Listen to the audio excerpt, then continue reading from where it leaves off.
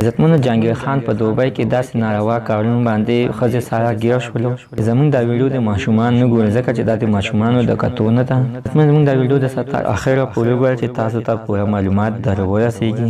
د دې معلومات نه مخکې زه تاسو ته دا یادګیر نه وکړم، تاسو که چېرې زموږ په دې چینل کې نوي وئ حتما د زموږ عمده چینل د سره سبسکرایب کړئ، پاک او ساده ټلې نشان ووایه چې ښایي یوه نوې معلوماتي ویډیو تاسو ته په اسانۍ باندې در ورسي. مینهوالو د پاکستان مشهور اداکار جهانګیر خان ټوله نړۍ کې لوی ماشومان غټ او بوډاګانې ښه پېژني، ځکه چې دا په فلمونو او ډرامو کې دا د ډېر بد اخلاقي پاټونه کوي، یعنې د بدماشۍ پاټونه کوي. زموږ پښتنو ته دغه د بدماشي ښیي، خو د هغې نه بعد د دغه شانتې ویډیوګانو او دغه شانتې ډرامو او فلمونو کې کار پرېښودلو او د مزاحیه فلمونو او ډرامو کې کار شروع کړو. په مزاحیه کې دا ونه چلېدلو ځکه چې ډېر خلک یې اوس نه خوښوي او د هغې نه بعد بیا دوبۍ ته لاړلو. په دوبۍ کې بیا دغه شانتې یو څو جینکۍ یعنې پلشتې ښځې پیدا کړل، نکاح باندې یې ځان ته واخیستلې. نکاح یې ورسره یعنې اوس هغه ښځې د ده هغه جینکیو د ده ښځې دي. دوبۍ کې ورته هوټل نیولی دی، هغه هوټل کې په دغه خپلو ښځو باندې دا دغه شانتې غلط کارونه کوي